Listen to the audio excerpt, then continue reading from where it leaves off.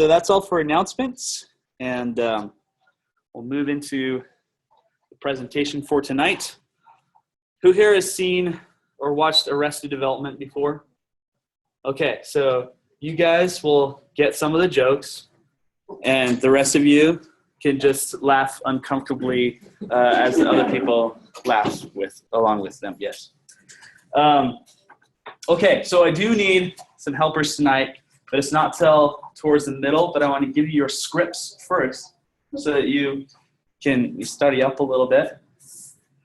So let me see here. I got to keep my copies so I don't mess up.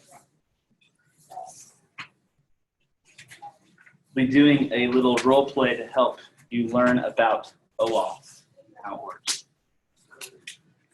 So let's see. I need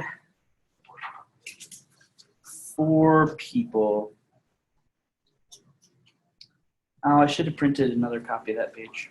You'll have to share. All right. I need, who are my 4 people? You got Josh. Front desk, registration, administration, or my son? Front desk. All right. All right. Those are your pages? The first and the last? All right. Who else? All right. My name is Liz. Hi, Liz. Registration, administration, or my son? I want to be a boy. Sounds good. Thanks. There you go. Which one do you want? I'll be in administration. I think she took that one. Registration, same thing. Close Same enough. thing. Okay. You actually have the part for my son on there too, so whoever's sitting next to you will also be helping. There we go. That's how it's done. Okay, so that's for later. All right, so I wanted to introduce myself really quick for those of you who are new. People who have been here before probably already know me a little bit. My name's Jeremy. I go by Jeremiah Maya on Twitter. I currently work for McGraw-Hill Education, which is probably a logo you saw stamped on your textbooks of old times. But now we focus mostly on digital education tools, and learning science is the buzzword that we try to use. I'm still trying to figure out what that means, but we're working on it. A lot of data processing. I used to work for Amazon Web Services up until August of last year. I was up in Seattle for about 4 years, but I'm from here originally. I help Gordon with this group now that I moved back, and up in Seattle, I help organize a conference called the Pacific Northwest PHP Conference, which is happening again this year in September, not October, thank goodness, because it would collide with everything that's happening here, apparently. So that's a little bit about me. Some more specifics about what I do that relates to why I chose this topic. So I'm a software developer, but I also do kind of like high-level architecture stuff as a part of that. I end up doing a lot of stuff with APIs. So I do API designs. I write API clients. If you've worked with the AWS APIs from PHP, the software to do that is called the AWS SDK for PHP, which is a lot of 3-letter acronyms. But that's something that I worked on when I was working at Amazon. I also do a lot of API reviews for other teams in my company. I write API documentation, a lot of API stuff. I also do a lot of PHP. I focus a lot on open source libraries. If you've heard of Guzzle, Guzzle is a HTTP client. I've helped contribute to that. I also do a lot of testing and code quality stuff related to PHP code. So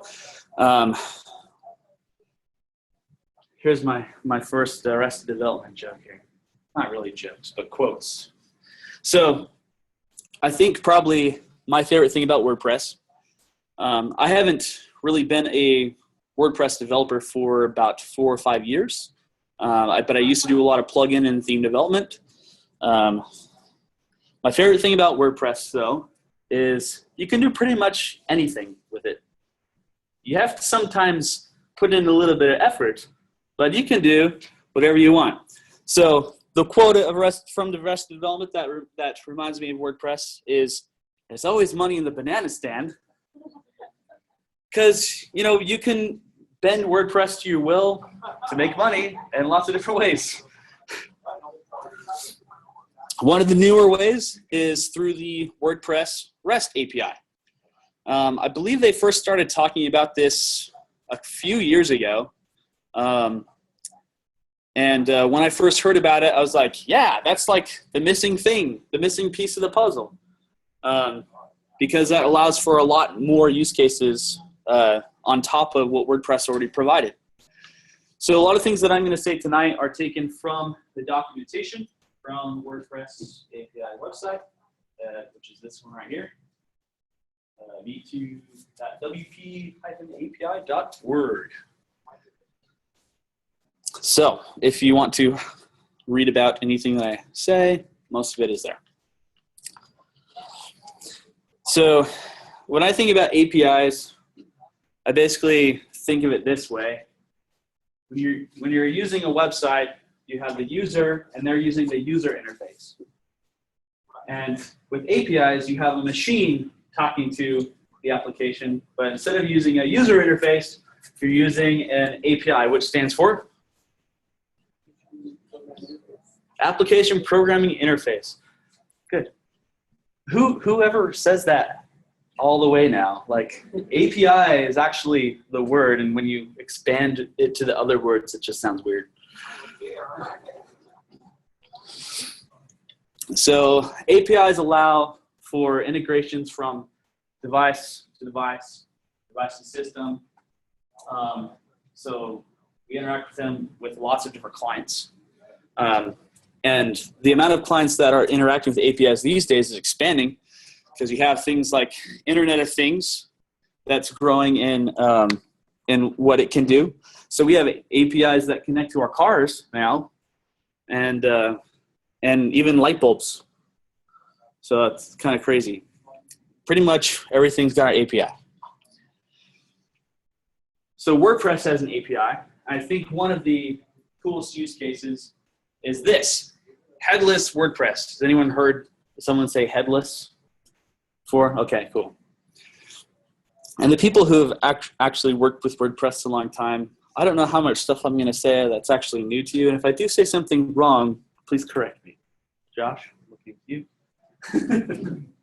So headless WordPress means that basically you can use WordPress without a head or without a user interface, and opens up a lot of use cases for software.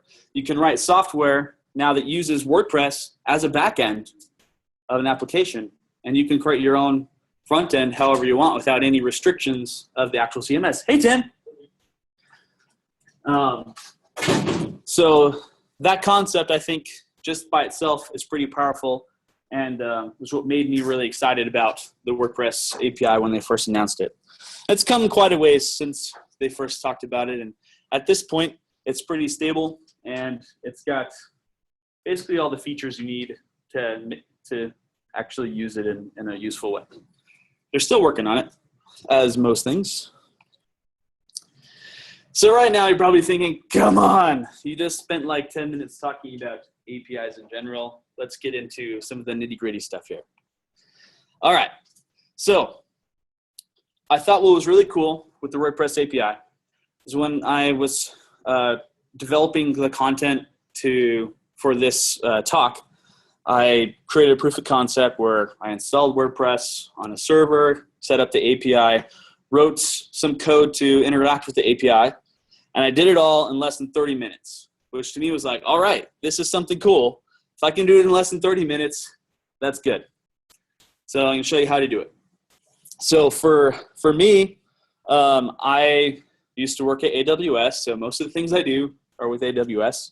So I went to the AWS Marketplace. I picked the Bitnami WordPress image and said, create me an EC2 instance with that WordPress image. I set it up. It has instructions on how to get the passwords you need. So that booted up in like a minute. Then I went in, logged in. went into the plugins area of WordPress, and the two that you need for sure, at least for what I was doing with my proof of concept, was first you need to install the REST API plugin. Makes sense.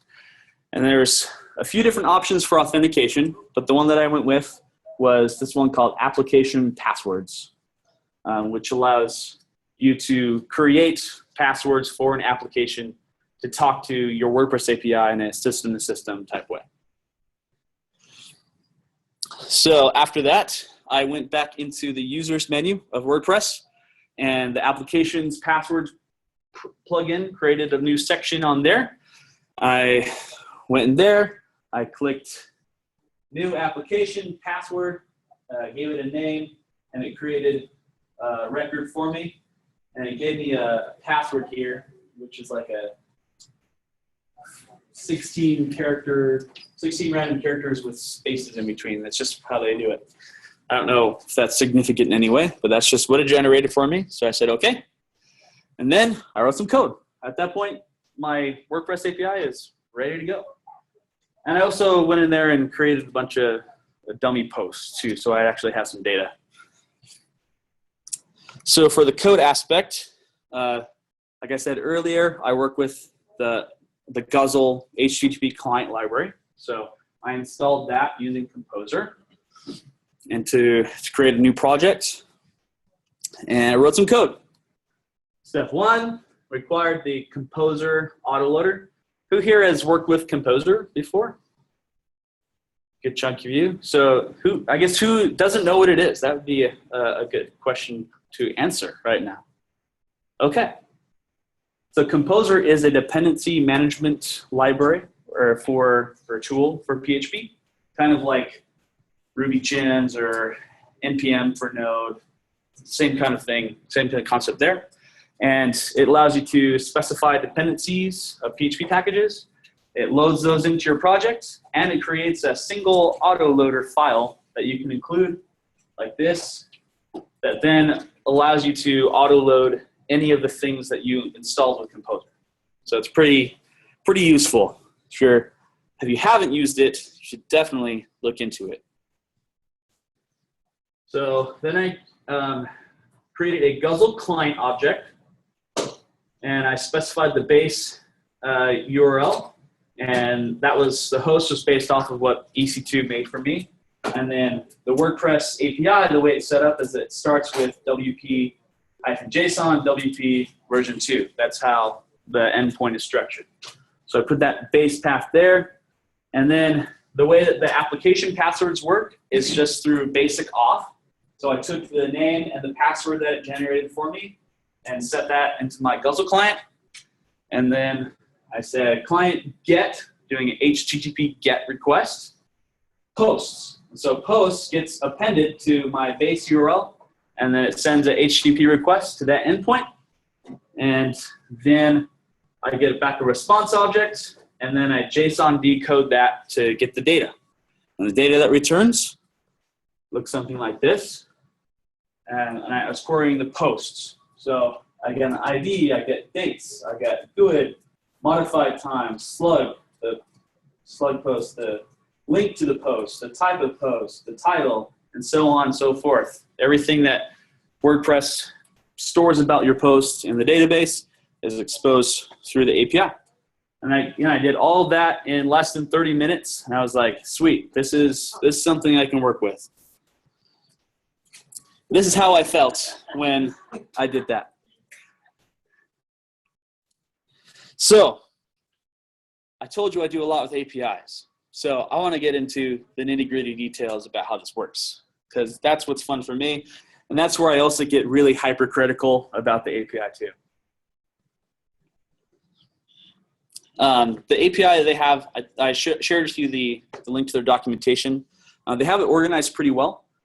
They cover all of kind of the essentials. So first they have schemas for all the types of objects. So posts, for example, or users, or any of the entities that are a part of your WordPress setup. They have a description for all the fields associated with them so that you can understand the type of data that you get back from the API.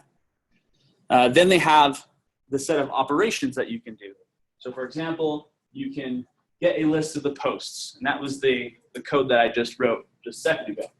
And it tells you these are all the arguments that you can provide that will affect the results. So you can do things like pagination pretty easily with some of the fields that you can send, or you can filter based off of author or other things. So they have quite a bit there set up, and it's all documented.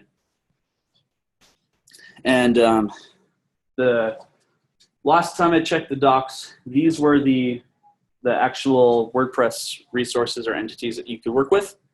So you see it kind of covers pretty much all the bases there that you would expect from WordPress.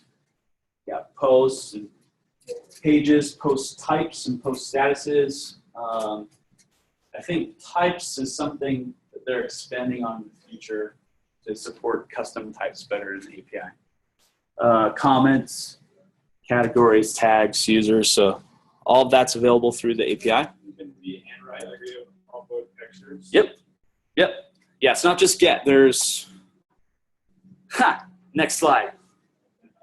You can create, you can read, you can update, you can delete, you can list. Kind of, you can't do all of those actions for every resource, but for most of them you can. For whatever makes sense, I would think. So the part where I started getting critical of the API, like, this isn't really that RESTful, because create as post, that's fine, but you can also do put there maybe. Read is get, that's fine. Updates post, that's kind of weird. I would expect put or patch there. Delete is delete, list is get. So they're pretty good, but you can nitpick if you want to.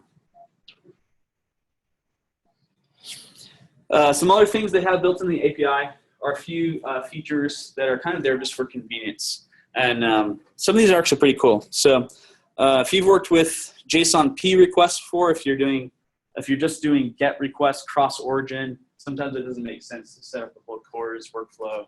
So you do JSON P requests, you can actually get data.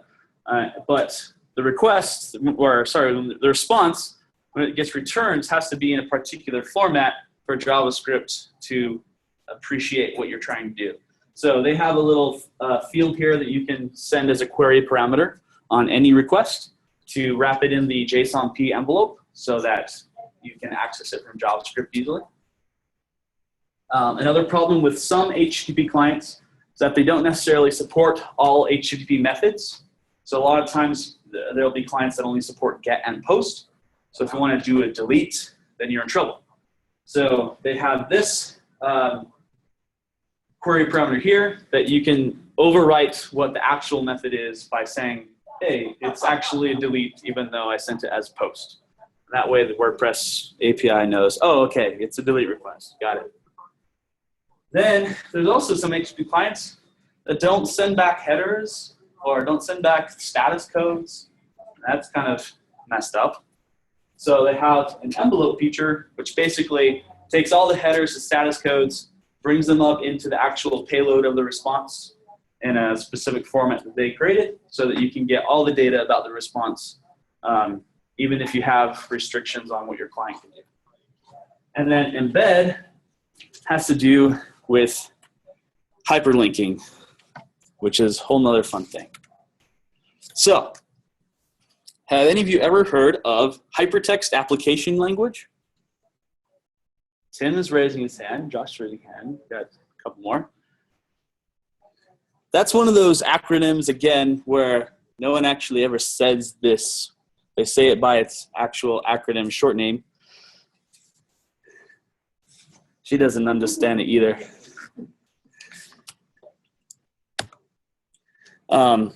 So the short name for that is HAL. And that is a type of spec in the hypermedia space. Allows you to express the relationships between objects through your API.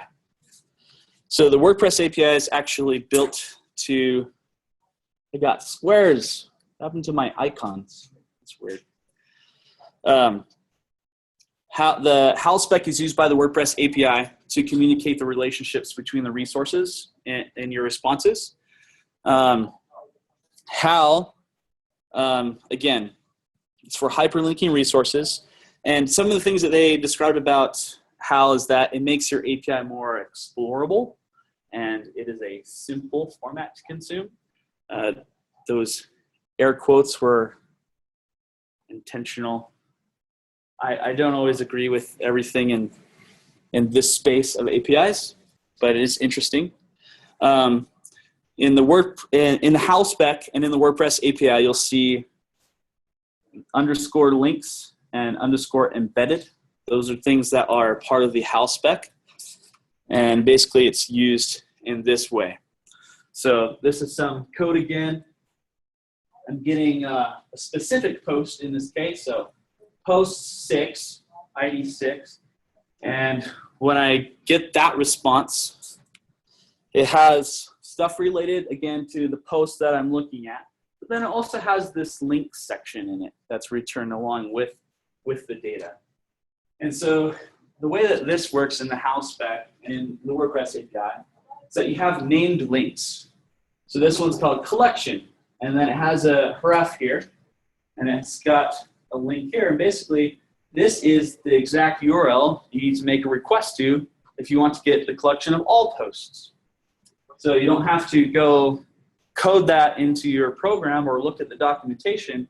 You can actually build a smart client that can determine what to do, what it needs to do next by looking at the links that are returned. Here's another example, author. It says, user/1. That's the author. So again, you could do a second HTTP request to user/1 that you found out from the link here, and that would give you the data about the author of this post. And it also has this property that says embeddable. So that's where that underscore embed option came from. I think after looking at this, you're probably here to see how magical this can be, right? So we can use that underscore embed 1 we call post 6. And what that does, it signifies to the API that not only do I want the post data and the links, but I also want you to go ahead and take that author data and embed it in my HTTP response. So I only have to make one request. I get all the data that I need just from that one request. So that's probably one of the coolest things about the way that the HAL spec works, is being able to do that. And then if you have a very smart HTTP client that has HTTP caching stuff built in, the next time you call this or call it in other ways, this stuff's already cached and it just returns it back to you without even making any HTTP requests. So the HAL spec is designed to work very closely with HTTP caching. Another thing you might notice, so you have links here, and dang, we have some recursion. That's always fun, especially in a JSON document. Not necessarily the best for recursion. And this is why I did the explorable and simple air quotes. Because once you start embedding data and following links, you're gonna eventually hit stuff with recursion. So the simple part wears off about right there, and how you're programming your client logic. So that's where I'm like, it's cool, but that happens sometimes, and you can code yourself into a corner.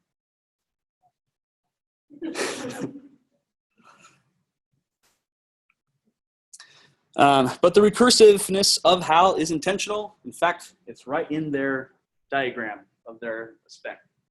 So you have the data, you have the links, and then you have embedded resources, which can have data and links, and embedded resources, which can have data and links and embedded resources. Turtles all the way down. All right, so authentication. Here's the fun part. We're getting close to my audience participation time.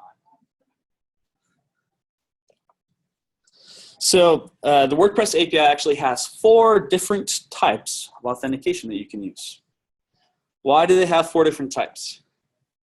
I was never really clear on that.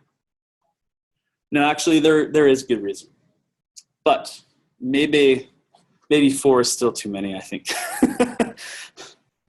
So let's see. That's highlighted because we already talked about that one. I think that's why it's highlighted. Yes. All right. So this was the one that we have cookie authentication, OAuth, application passwords, and basic auth. Those are the 4 different kinds. We talked about application passwords at the beginning. That's what I did in my little demo. So I installed the application passwords plugin, generated a name and a key, and that one was for making it easy to do system-to-system communication. So again, the way that worked, this is the same code example as at the beginning.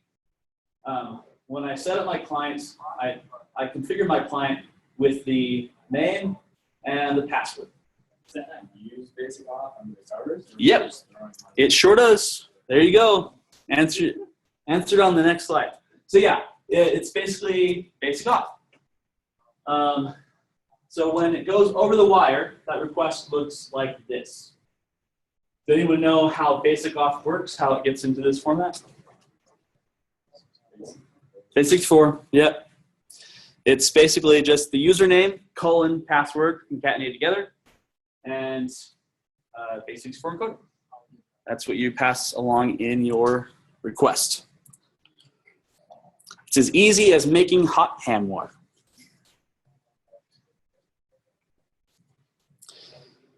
All right, so let's talk about a few of these here. So basic auth, you need to install a plugin to support this one as well. I think all of the authentication methods require plugins. And basic auth is what I call application-based, which is basically another way of saying system to system. So when you use that username and password, you're not representing a particular user. You're just representing like another system requesting data.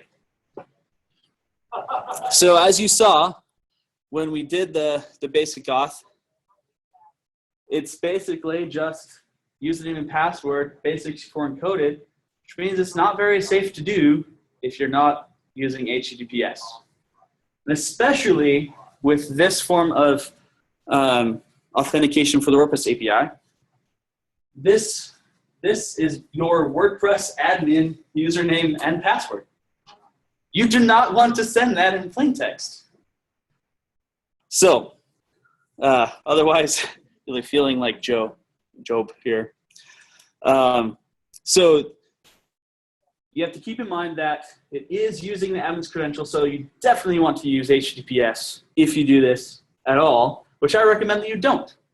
I don't recommend that you use this form of authentication unless you are just like really quickly trying to like mess around and tinker with it, because it's the easiest one to set up, but it's also the easiest one to have bad consequences with.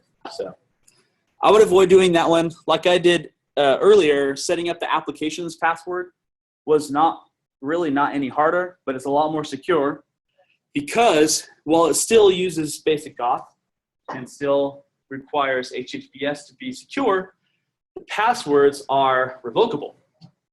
So you create one for a particular application. If you find that it's getting misused, you can delete it. Unlike your admin credentials, which if you delete, then that causes a little bit more downtime. But essentially, it works the same. So then there's OAuth authentication, which is what the WordPress API creators recommend that you're supposed to use. OAuth is a little bit different from the way the other two work because OAuth is designed so that it is session-based, meaning that the application that's calling the API is representing a user of the system. So instead of system-to-system, it's system-to-system on behalf of the user. So it's a little bit different, which means that once you're authenticated, you can do whatever that user can do, which means you can use this to, if you control the permissions of the user, then it also controls the permissions of how that person can interact with the API. This uses OAuth 1, actually, not OAuth 2. And it uses the three-legged OAuth 1 version. Which, who's worked with OAuth 1? Okay. Is it fun? Oh, No, it's like the most complicated thing ever. Which is why we're going to do a role-playing thing here so we can all understand it better. So I need my helpers. People with papers and those sitting next to them. It's Joey, is my son's name. So. Is he on? He's on the paper, right? Yeah. The other one? No. This is registration. Wait, this is part 1. Hold on. Now we're in trouble. Missing the page. It's already getting complicated. No, who has? No, I guess it's on 3. Do you have that one? Okay, so you're her buddy now. Sorry about that. You are the least prepared, therefore it's okay if you don't do well. The rest of you have no excuse. All right. So we're going to act out the way that OAuth works. And the scenario is my son was sick and couldn't go to school. So I'm going to go to school and try to get his homework from his teacher to take home. So in this case, homework is the protected resource that we're trying to get from the API. And we're going to go jump through quite a few hoops according to how OAuth 1, 3-legged OAuth 1 works in order to get this homework. So I have a few props here that I need to distribute too. So I have some for myself. Oh man, what did I get myself into? All right. I have this pen. This is mine. The red pen. I have my ID. That's me. Whose registration? Okay. You need this yellow pen. Okay. And you're going to, the clipboard we're going to share. Who's front desk? Okay. You get this first. All right. The blue pen goes to, oh wait, ticket goes to registration. You need that. Receipt goes to administration. And the blue pen also goes to registration. Hang on to those. Like I said, OAuth 1 is complicated. All right, so we need to line up here. So front desk, you should be first. All right. Then registration, and then administration, and then my son Joey will be over here.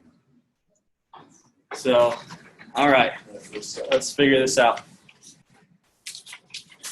You're Josh. I know your name. All right. Hello, Josh. My son is sick today and asked me to pick up his homework from his classroom. Can you show me your ID, please? Here you go. All right. Thank you, Mr. Lindblom. Please sign in here. Wait, you don't have a guest pass. A guest pass? Yeah, you can't go in without one, and you signed in with the wrong pen. The wrong pen? Yeah, you need to use your blue pen. I only have a red pen. I'm afraid I can't let you in. Sorry. Well, what should I do? How do I get that stuff? Well, you can talk with registration. They help with stuff like that. Oh, okay, thanks. Hello, how can I help? I think I need to get a guest pass to go to my son's classroom to pick up his homework. Also, something about a pen. Well, of course. It's school policy that all visitors must have a guest pass. Can you show me your ID, please? Here you go. Thank you, Mr. Lindblom. Close enough. Please sign in here. Oh, you need to share the clipboard. Okay. Oh, is this red pen okay for signing in? Yes, sir. Okay. Your son is Joey Lindblom, right? Yes, he's in room 204, right? Sir, before we give you a guest pass, we need to verify that you are really Joey's father. Okay. How do we do that? Please take, here, I'm going to give you this. Please take this Ticket. and talk with this person from administration. Liz, right? Liz from administration. Oh, okay. Here is a yellow pen. Oh, okay. You'll You'll need that in a minute. All right. We'll need to sign more. Yep. Hello, Liz. Chris sent me here with this ticket right here to talk to you about my son. I need to pick up his homework. Sure. Okay, Mr. Your son is Joey, right? Yes. We need to call your son on the secure line. So, Forgot that. It's over here. Phone. Phone. Okay. All right. We dial here. Ready, Joey? Hello? Hello? Hey, Joey. This is Dad. Hey, Dad. I hope you're feeling better. Someone from the school needs to talk to you.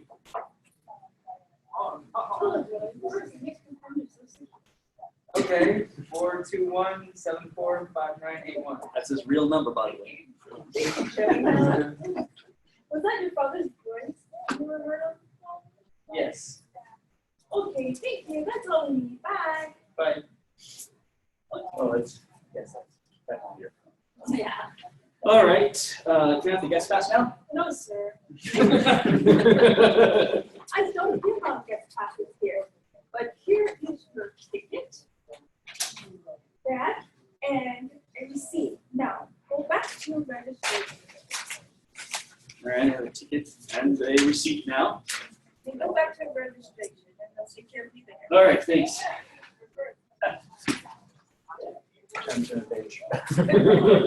Hello. I'm back. There you You seriously don't remember me? You just sent me to administration, and I got a receipt. Can you show me your ID, please? Hold on. There you go. Thank you, Mr. Windbug. Please sign in here.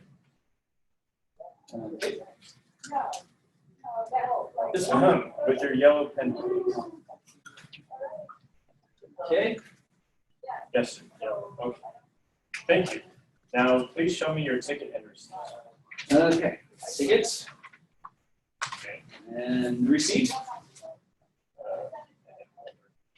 Oh, there you go. Thank you, Mr. Windbloom. Here is your guest pass. Oh, I forgot a guest pass. Take the receipt back. Guest pass. Another pen? Please return to the front desk to check in. All right. We're almost there. Hello again. How may I help you? Yeah, I'm not sure why I expected you to remember me either. How may I help you today, sir? My son is sick today and asked me to pick up his homework from his classroom. Can you show me your ID, please? Of course. Thank you, Mr. Lindblom. Do you have a guest pass? I do indeed. All right, thank you. Please sign in here. With this pen? Your blue pen, sir. Oh, blue pen. Very good, thank you. Your son's classroom is down the hall in room 204. Finally. Thank you, guys.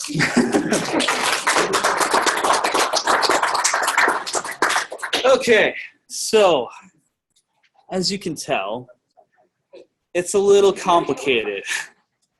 So if you one diagram that I found looks at the workflow like this. It's a bunch of gibberish, really. Kind of the main things, the main actors are the consumer, the provider, and the user. So in our case right there, the consumer is basically the application that's making the API requests, and I was representing the consumer there. The provider, or the web service that you're calling, was the school and all of its employees. And the user was my son. He was the one he wanted me to get his homework. That was the action that the user wanted to perform. And I had to go through all those steps in order to authenticate me to do that on behalf of my son, who is the user. So in OAuth terms, my ID, where is that thing? I had to show it every single step of the way because HTTP is stateless, right? That's why no one remembered who I was whenever I talked to them. I had to show them my ID every time. That represents my OAuth consumer key. That is what identifies who I am as the consumer, the API consumer. Then I had a bunch of pens. These are where the OAuth stuff is really tricky. So these represented my secret keys. I had different ones along the way.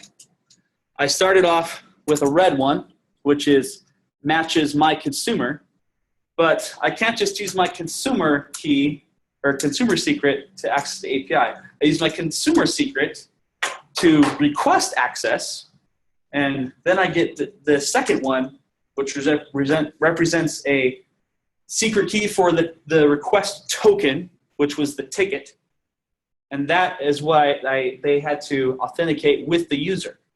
So in the OAuth workflow, you go to the API, say, hey, I want to use your API. And they say, okay, who are you? Here you go. This is who I am. All right, now we need to make sure that you are who you say you are and that you're allowed to do what you want to do. And that was when they had to go with the user. So if you've used any type of OAuth workflow, it's similar to how like sign in with Facebook and sign in with Twitter. They're using OAuth 2 in that case, but it's the same type of workflow. Is the application you're using does something with the Twitter or Facebook API, but before they can, it takes you over to a Facebook or Twitter screen where you have to put in your username and password and say, yes, they can do this. That was the phone call to my son, basically, there.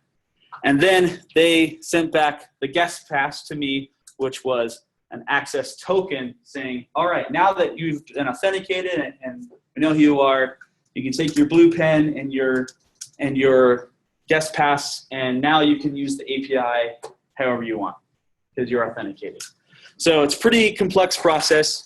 And even the pens part, there's more to it than I could possibly put into a role-playing situation, because the pen is not, you don't ever give the pen to someone, you sign. So you're doing some kind of cryptographic signature with each of these pens, with each of these keys. And once you get into the later ones, you actually have to sign with multiple pens. But I didn't share that part. And I didn't even include anything about timestamps and clock skew or nonces. So, yikes. It's kind of crazy. But guess what? Oh, this is how I look at OAuth, by the way. It's pretty much a complicated protocol for giving an application power of attorney for a user. That's how I think about it. But guess what? That OAuth, three-legged OAuth 1 workflow, that's what you have to use if you want to follow the recommended approach for using the WordPress API. So anytime, if you're building something where the actions of your application interfacing with the WordPress API are dependent on the user, then this is what you have to do. And unfortunately, there aren't a whole lot of really good tools for doing OAuth 1. There aren't very many. You had a question? So once you're done with the OAuth, you do have a token or a string that's basically a password that you send to the server that Yeah. validates you. Is that sent over just SSL? Is that what's cool about OAuth 1 and what's different about OAuth 2. So on OAuth 1, every request is signed. So you can actually use OAuth 1 without HTTPS.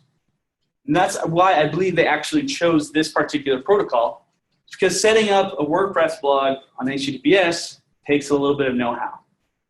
So they wanted to make it as easy as possible, as easy as OAuth 1 can be, by making it so you don't have to use HTTPS in order to use the API. Will they do OAuth 2 in the future? Most likely, because everything's moving that direction. OAuth 2 has similar flows, but less pens. Less pens. The pens are gone. And you rely on HTTPS instead of signatures. Yes. Well, arguable. The fourth form of authentication is cookie authentication. It's really a cookie and a nonce together. And this is designed for when you're calling the API with JavaScript within the actual WordPress application. So if you are doing plugins or theme development and you want to use the API from the plugins or themes, this is exactly what you need. It's built in. You don't have to install any extra plugins to use it. It's just there. The JavaScript functions have already been written, and you can just use them. So you don't really have to think too hard in that case. But again, it's when you're on the same domain within that WordPress application. Is there an OAuth 2 plugin? I don't know. I didn't look, but there might be already. Not sure. OAuth 2, again, you have to have HTTPS to use that. With the cookie auth, that's also representing a user. Yes, yeah. So someone has to be signed in, and then that cookie that they got when they signed in is what is used. And then Just like normal WordPress stuff. Yep. And the nonce is used to sort of prevent replay attacks from other JavaScripts running on the page. Okay, so to wrap this up, I'll talk briefly about some of the tools and resources that are available to work with the API. One is WordPress itself. They actually have a lot of things already built in, probably via the plugin, not sure. There is a WP function that is for interacting with or in combination with the REST URL function to easily work with the API. Handles the authentication through basic auth in this case, but they have basically it's an HTTP client that's already included in WordPress, so you can use that. Then there's also a JavaScript API that's built in that allows you to even use objects. You can see models.post representing the post, and it takes care of the HTTP requests to the API for you. And that's using the cookies authentication automatically. Some other things in the documentation, they recommended a few different libraries. So I'll be posting a link to these slides so you can look at these links later. But there's an example client that's, what's the guy? Ryan. McHugh? Yes, McHugh. Ryan McHugh made this. It's not totally complete, but it does provide a kind of reference implementation if you're starting on the journey to getting the OAuth 1 stuff going. There's also a CLI client for the WordPress API. So if you do a lot of things from the command line, there's already something there for that. And then they also have something called the API console, which is a user interface that you can use to kind of tinker around with the API if you're wanting to learn about how it works before you actually write all the code around it. Then you can use really any other HTTP client out there. So I was using Guzzle. You can use straight up curl if you fancy that, or anything else that you want to do.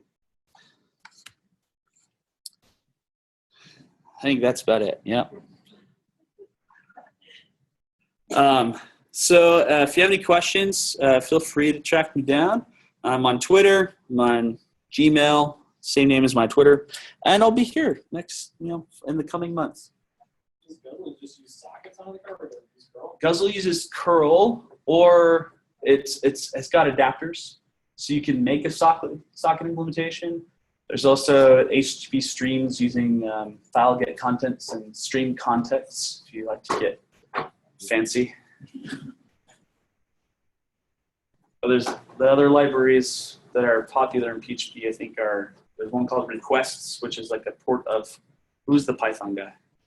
There's a port of Python requests in PHP. I think it's also done by Ryan McHugh. There's one called Buzz, which is pretty common for Symfony people, and maybe a couple others. But so you got a few options there. All right. If you have any more questions?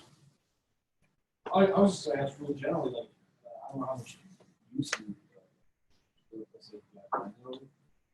field the whole admin off of it.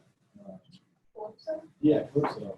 Do you see that? Do you see WordPress being like a standalone API product in the future? Like that Yeah, I think so. I made mention to headless WordPress earlier, but yeah, I think you can use WordPress to actually be a backend for something, and people won't even know that it's WordPress.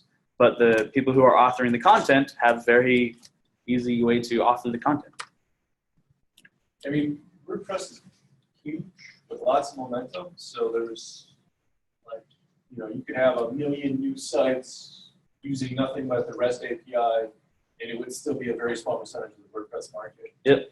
So like any changes there would be slow, but there's lots of people doing things with the REST API already. All right. Thanks, everybody. Thanks for coming tonight.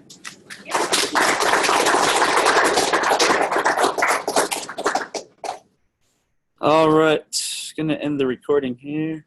Oh, did we distribute tickets yet? Still need to do that. Yeah, don't we? Oh, cool. I didn't even. Wow, that was smooth. Need your ticket delivery.